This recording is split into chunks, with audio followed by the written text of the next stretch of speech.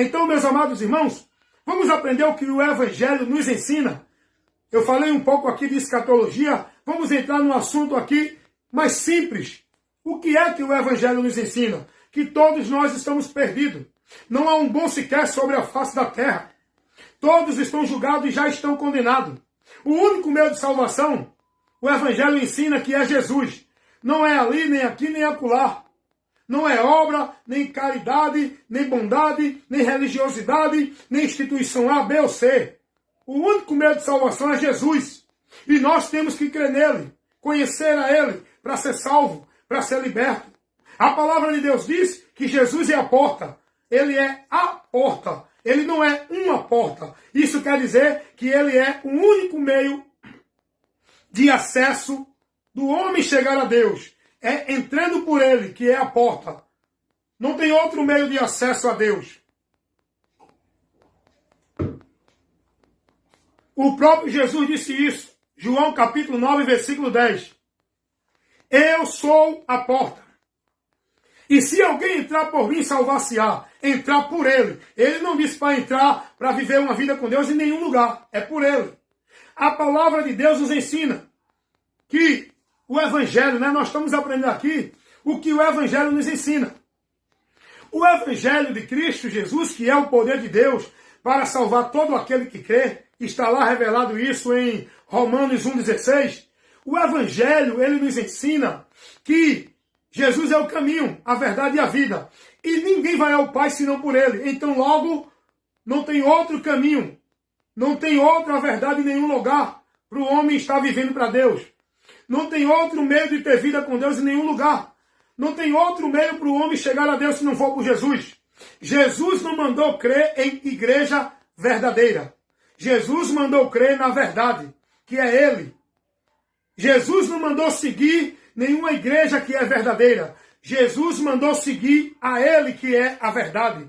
Jesus não mandou ser instruído e estar formado dentro de uma vida de usos e costumes e praticando a doutrina de igreja nenhuma, seja ela igreja A, igreja B, igreja C. Jesus mandou guardar e praticar a sua palavra, aonde devemos estar firmados, que é o alicerce, que é a rocha, aonde nossa vida com Deus está firmada, é na palavra de Cristo. Isso está lá. João 8,31, Mateus 7,23. O que é que o Evangelho nos ensina? O Evangelho não nos ensina a estar em nenhum lugar e fazer nenhum ritual nem sacrifício religioso para Deus abençoar a nossa vida com alguma coisa que a gente precisa. Jesus não mandou ninguém subir nenhum monte para encontrar a presença de Deus. A presença de Deus está naquele que crê em Jesus. O próprio Jesus disse isso lá em Mateus e em João 14, 23.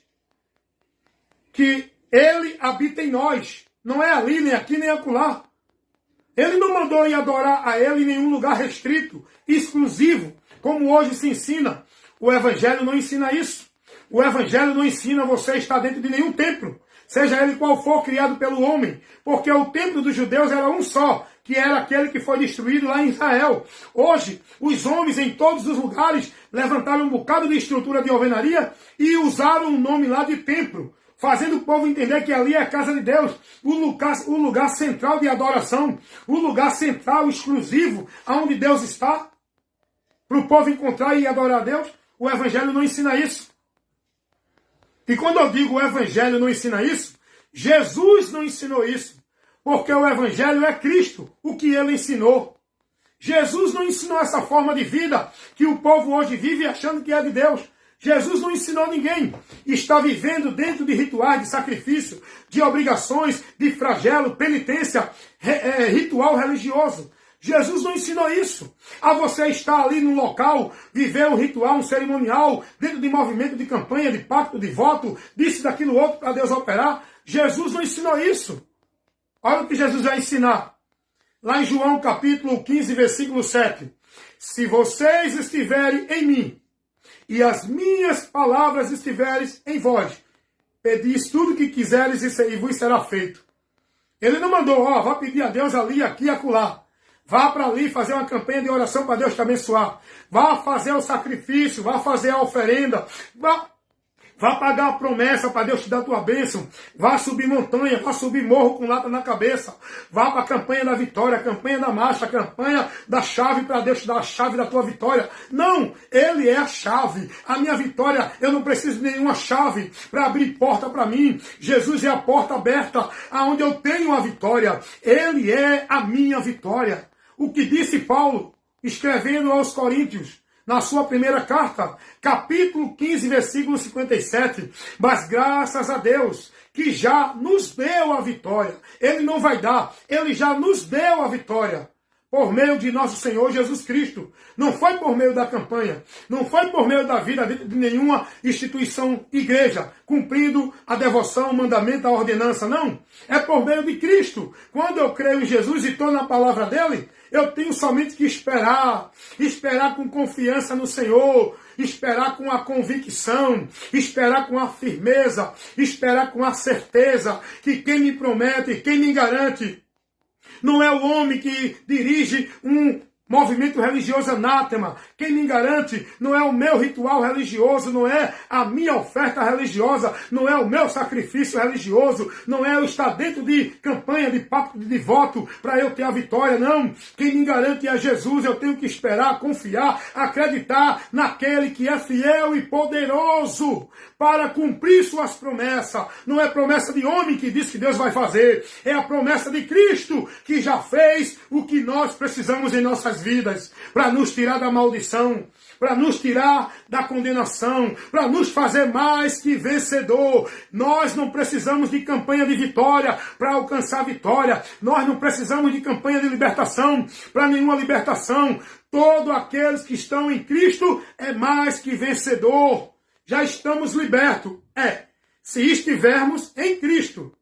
Você pode estar ali, você pode estar aqui, você pode estar acolá, você pode estar praticando isso, aquilo outro. Se não estiver em Cristo e a palavra de Cristo em vós, você ainda está na maldição.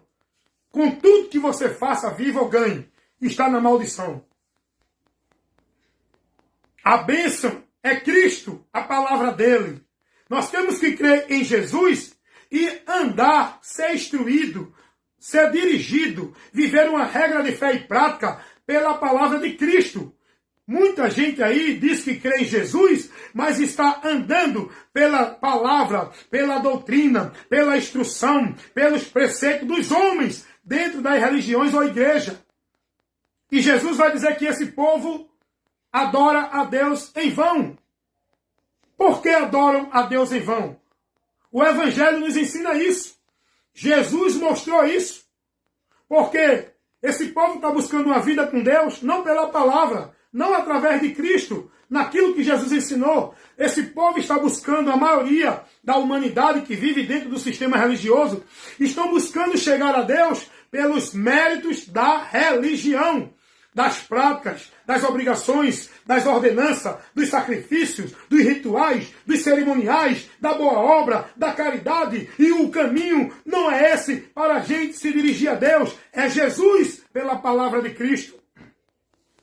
Por isso que Jesus vem e diz assim, lá em Mateus capítulo 15, versículos 7 e 8. Jesus vai fazer uma repetição do que Deus usou o profeta Isaías para falar para o povo de Judá, lá em Isaías capítulo 29, versículo 13.